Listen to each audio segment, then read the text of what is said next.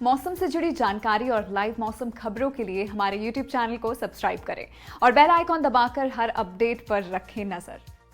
नमस्ते दोस्तों, sky met weather में आपका बहुत बहुत स्वागत है। मेरा नाम महेश पलावत है। इस वीडियो में हम पहले जो दो समुद्री तूफान बने हुए हैं, एक हिंद महासागर में है, एक पश्चिम प्रशांत महासागर में, उसके बारे में डिस्कस करेंगे।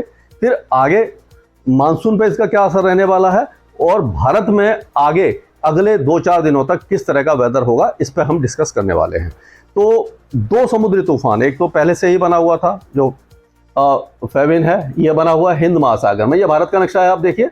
और ये जो है भूमध्य रेखा है, भूमध्य रेखा, और ये दक्षिणी गोलार्ध में, ये हिंद महासागर में साइक्लोन फेबिन बना हुआ है, लेकिन अब ये धीरे धीरे कमजोर हो रहा है। और जो दूसरा जो मैंने बताया था कि शायद बन सकता है, जो दो तीन दिन पहले वीडियो बनाया था उसमें, तो ये मावार करके एक काफी ज्यादा स्ट्रॉन्ग ये साइक्लोन बन गया है, यानी कि समुद्री तूफान बन चुका है। और इन दोनों का अब क्या असर होने वाला है? एक होता है, एक और वेदर सिस्टम होता है ITCZ, intra tropical convergence zone, यानी ये ट्रॉपिक्स है, जो यानी कि ट्रॉपिकल क्या होता है, जो उष्ण कटिबंधीय जिसको हिंदी में कहते हैं, जो माफ कीजिएगा एरिया होता है, ये भूमध्य रेखा के दोनों तरफ होता है।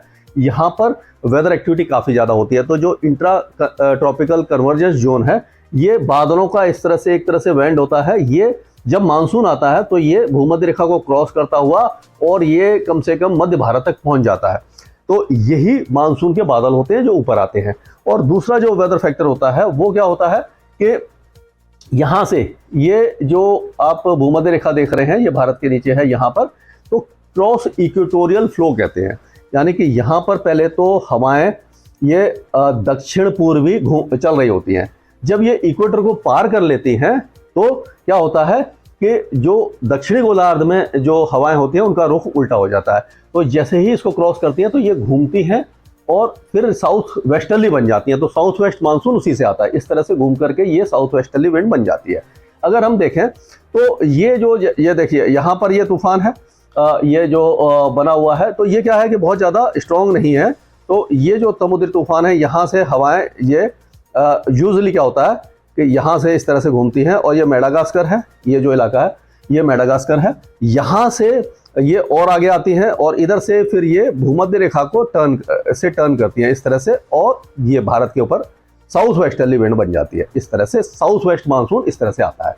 लेकिन ये जो समुद्री तूफान है, ये ITCZ को ऊपर नहीं आने दे रहा, क्योंकि जो वेदर सिस्टम जब भी कुछ बनता है, जो बड़ा साइक्लोन जैसे हमने बंगाल की खाड़ी में देखा था, तो उसी के आसपास हवाएं घूम रही थी और उत्तर पश्चिमी हवाएं जो वो आ रही थी बलूचिस्तान से, उससे पूरे भारत का तापमान बढ़ गया था, हीट वेव आ गई थी। तो वही इस तरह से होता है। यहाँ पर क्या है कि हवाएं ये घड़ी की उल्टी दिशा में इस तरह से घूम रही हैं। तो जब इस तरह से घूमेंगी तो यहीं पर मॉइस्चर कंसंट्रेट होगा, ये ऊपर नहीं आ पाएगा। तो ये क्या है कि 3 दिन के अंदर अंदर ये जो साइक्लोन है वो डिसिपेट हो जाएगा। इसका क्या है, जो ट्रैक है वो इस तरह से आ रहा है, यानी कि ये नीचे की तरफ आकर के यहाँ पर आकर के कहीं पर ये खत्म हो जाएगा। तो इसका बहुत ज़्यादा असर नहीं रहेगा और ये 1-2 दिनों में, मतलब कह सकते हैं कि ये पूरा जो है सिस्टम खत्म ही होने वाला है। तो अब जो मेन सिस्टम दूसरा है जिसका असर देखने को हमें मिलेगा, वो है ये जो समुद्री तूफान है, इसमें क्या होगा, तो ये यहाँ से जो हवाएं हैं वो यूँ आ रही हैं, ये इस तरह से घूम रही हैं और यहाँ से ऐसे कर करके और इस तरह से घूम रही हैं। तो ये काफ़ी दूर तक होता है, यानी कोई बड़ा सिस्टम होता है तो हवाओं को काफ़ी कई 100 किलोमीटर 1000 किलोमीटर दूर से भी खींच लेता है। तो अब आप देखिए, तो हवाएं हमें चाहिए इस तरह की यहाँ पर, लेकिन यहाँ से ये यहीं से घूम रही हैं और यहाँ से होकर के और इसके चारों तरफ इस तरह से घूम रही हैं। तो हवाएं इस तरह से घूम रही हैं, जबकि हमें यहाँ से टर्न चाहिए, लेकिन ये टर्न नहीं हो पा रहा क्योंकि हवाएं यहीं से घूम रही हैं। लेकिन ये साउथ अंडमान जो समुद्र है, जैसे अंडमान और निकोबार आइलैंड पे मौसम विभाग ने बताया है कि 2 दिनों के अंदर मानसून आ जाएगा, तो वहां तो मानसून आ जाएगा।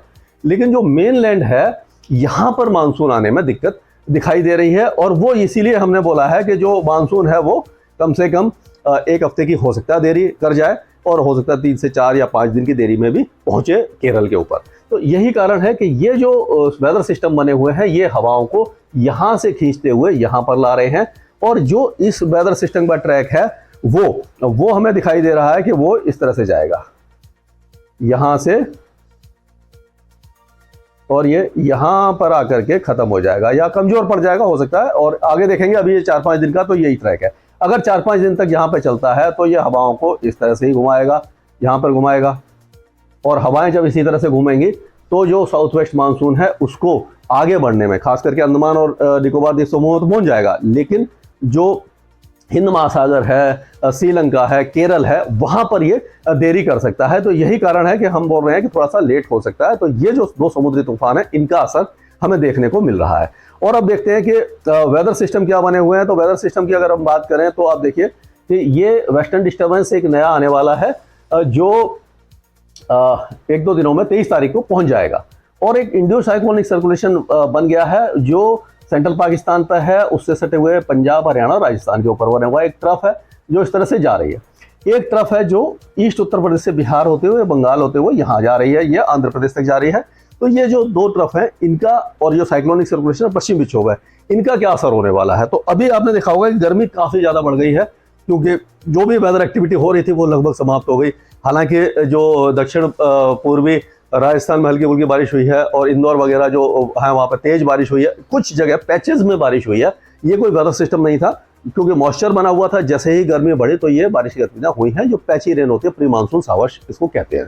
तो अब क्या होगा कि ये 22 तारीख से पंजाब, हरियाणा और जो राजस्थान के उत्तरी जिले हैं, उत्तर पश्चिमी जिले हैं, यहाँ पर बादल बन सकते हैं गरजने वाले, और हल्की फुल्की आंधी आ सकती है। 1-2 स्थानों पर मॉडरेट यानी स्ट्रॉन्ग विंड भी चल सकती है, और 1-2 स्थानों पर बहुत हल्की बौछारें देखने को मिलेगी। ये 23 तारीख को वेदर एक्टिविटी बढ़ेगी। पंजाब, हरियाणा के साथ साथ ये दिल्ली और पश्चिमी उत्तर प्रदेश को और उत्तरी मध्य प्रदेश को भी कवर कर लेगी। तो यहाँ पर ये मौसमी गतिविधियां थोड़ी सी बढ़ने वाली हैं, और उत्तर प्रदेश के भी कुछ इलाकों में ये मौसमी गतिविधियां देखने को मिल जाएंगी। यानी कि प्री मानसून गतिविधि जो थंडर स्टॉर्म है, यानी बादलों की गरज है, बादलों की बिजली चमकना हुआ और तेज आंधी हुई, क्योंकि मॉइस्चर इस समय बहुत ज़्यादा नहीं है। तो मॉइस्चर आएगा क्योंकि ये साइक्लोनिक सर्कुलेशन बनेगा, फिर ट्रफ बनेगी यहाँ पर, और ये वेस्टर्न डिस्टर्बेंस आ गया, तब जाकर के मॉइस्चर आएगा 24 तारीख के आसपास। लेकिन 23 तारीख तक जो बारिश है वो बहुत कम होगी, और इसी तरह की वेदर एक्टिविटी, धूल भरी आंधी वगैरह दिखाई देगी। 24 तारीख से क्या होने वाला है अगर हम देखें तो एक मैप है जो हमारा स्काईमेट का सिस्टम है। तो आप देखिए 24 तारीख को ये जो पीला है हिस्सा है ये ज़्यादा बारिश है, लाल जैसा जो ऑरेंज है ये काफ़ी ज़्यादा तेज बारिश है, मूसलाधार बारिश है, और डार्क है ये भी मॉडरेट शावर्स है, ये हल्की बारिश है। तो ये आप देखिए राजस्थान के कई इलाकों को कवर कर रहा है। पंजाब तो पूरा कवर है, हरियाणा कवर है, पश्चिमी उत्तर प्रदेश के काफ़ी इलाके कवर हैं 24 तारीख को। और श्रीगंगानगर, हनुमानगढ़, चूरू, बीकानेर, झुंझुनू, सीकर, अलवर, दौसा, करौली, भरतपुर, सवाई माधोपुर, अजमेर, जयपुर और उसके आसपास के इलाके कवर हो रहे हैं। ये 24 तारीख को इस तरह का वेदर रहेगा, और धीरे धीरे आगे बढ़ेगा। 25, 26, 27 तारीख को पूरा उत्तर प्रदेश, मध्य प्रदेश के कई इलाके, ये सारे इलाके कवर हो जाएंगे। लेकिन पूर्वोत्तर राज्यों में भारी से अति भारी बारिश होने की संभावना है। ये जो हमारा जो मैप होता है 15 दिन का, ये हमारी वेबसाइट पर उपलब्ध है, आप देख सकते हैं। स्काईमेट में जाके ऐप में भी ये आपको दिखाई दे जाएगा। तो ये तो रहा ये 24 तारीख तक। उसके बाद फिर बारिश की गतिविधियां इन सारे इलाकों में बढ़ने वाली हैं, और उसका कारण क्या होगा कि ट्रफ जो है, ये जो आप जो ट्रफ देख रहे हैं, ये इस तरह से आगे आ जाएगी, यहाँ तक आ जाएगी, और यहाँ तक चली जाएगी, और यहाँ से इस तरह से आ जाएगी। तो और ये इस तरह से आएगी। तो ये जो सारे इलाके हैं यानी उत्तर प्रदेश के सारे जो जिले हैं लगभग सभी बारिश देखेंगे, और मध्य प्रदेश के जो कई इलाके हैं जो यानी कि ग्वालियर संभाग से लेकर के गुना, शिवपुरी, शाजापुर से लेकर के ये उज्जैन, रतलाम तक भी बारिश हो सकती है। और जो टीकमगढ़ है और सीधी सतना, सिंगरौली, पन्ना, ये सारे इलाके बारिश देखेंगे। बिहार, झारखंड और पश्चिम बंगाल के कई इलाकों में, बिहार और पश्चिम बंगाल में ज़्यादा बारिश होगी, झारखंड और उड़ीसा में अपेक्षाकृत कम बारिश होगी। ये 28 तारीख तक इस सारे इलाके में बारिश की गतिविधियां रहेंगी। छत्तीसगढ़ के कई इलाके कवर हो जाएंगे, लेकिन दक्षिणी छत्तीसगढ़ में बारिश कम रहेगी। विदर्भ वगैरह में बारिश की संभावना नजर आ रही है। और उसी तरह से जो अगर ये तो मतलब सारा इलाका कवर हुआ, और पूर्वोत्तर राज्यों में 23, 24, 25 तारीख को भारी से अति भारी बारिश होगी, और हम कह सकते हैं कि मूसलाधार बारिश, बाढ़ जैसी स्थिति भी बन सकती है, और लाइटनिंग स्ट्राइक्स भी हो सकती है। और ये 24, 25, 26, 27 तारीख को ये पूर्वी उत्तर प्रदेश, बिहार, झारखंड के पूर्वी इलाके, पश्चिम बंगाल और उड़ीसा के कुछ इलाकों में काल वैसाखी का तांडव हो सकता है। जो काल वैसाखी मैंने आपको बताया था कि जो मई के एंड में और जून के शुरुआती दौर में होती है, मूसलाधार बारिश होती है, बहुत तेज हवाएं चलती हैं, 80 से 90 किलोमीटर की रफ्तार से, बिजली गिरने की संभावना। तो सबसे बड़ा खतरा है बिजली गिरना, जिससे कि मवेशी और जो हमारे भाई बहन हैं जो खेतों में काम करते हैं वो सबसे ज़्यादा हताहत होते हैं कि उस समय, क्योंकि वो एकदम खुले में रहते हैं और इस तरह का अगर कोई वेदर सिस्टम बनता, आपने देखा कि बादल बनने लगे हैं और बादल गरजने लगे हैं, बिजली चमकने लगी है, तो आप किसी सुरक्षित स्थान पर शरण लें, पेड़ के नीचे कभी ना खड़े हों, क्योंकि सबसे ऊंचा जो स्ट्रक्चर होता है उसके ऊपर बिजली गिरती है और आपको खतरा हो सकता है। अगर आप खुले में हैं तो थोड़ा सा झुक के बैठ जाएं, क्योंकि अपने आप को छोटा करके बैठें। ये सारी वो है, मतलब प्रिकॉशंस हैं। तो ये सारे इलाके बारिश देखेंगे, मध्य प्रदेश है, छत्तीसगढ़ है और राजस्थान के उत्तरी इलाके, लेकिन गुजरात ज़्यादातर शुष्क रहेगा और दक्षिणी मध्य प्रदेश शुष्क रहेगा। मध्य महाराष्ट्र, मराठवाड़ा और कोकण एंड गोवा, ये सारे इलाके में भी बारिश की संभावना नजर नहीं आ रही है। केरल, तमिलनाडु, साउथ कर्नाटका, बेंगलुरु वगैरह और आंध्र प्रदेश के साथ साथ दक्षिणी तेलंगाना में बारिश की गतिविधियां 24 तारीख से शुरू हो जाएंगी, 23-24 से शुरू हो जाएंगी और मंथ के एंड तक जारी रहेंगी। यानी कि आधे से ज्यादा हिंदुस्तान एक बार फिर मूसलाधार बारिश देखेगा।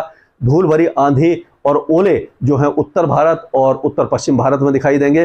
पहाड़ों पर 26-27 तारीख तक तेज बारिश की गतिविधियां रहेंगी और ऊंचे पहाड़ों पर स्नोफॉल भी हो सकता है। यह है अब तक का वेदर अपडेट। इसके आगे जो अपडेट होगा मैं अगले वीडियो में आपको साझा करूंगा। स्काईमेट वेदर में अभी के लिए इतना ही। मौसम से जुड़ी जानकारी और लाइव मौसम खबरों के लिए हमारे YouTube चैनल को सब्सक्राइब करें और बेल आइकॉन दबाकर हर अपडेट पर रखें नजर।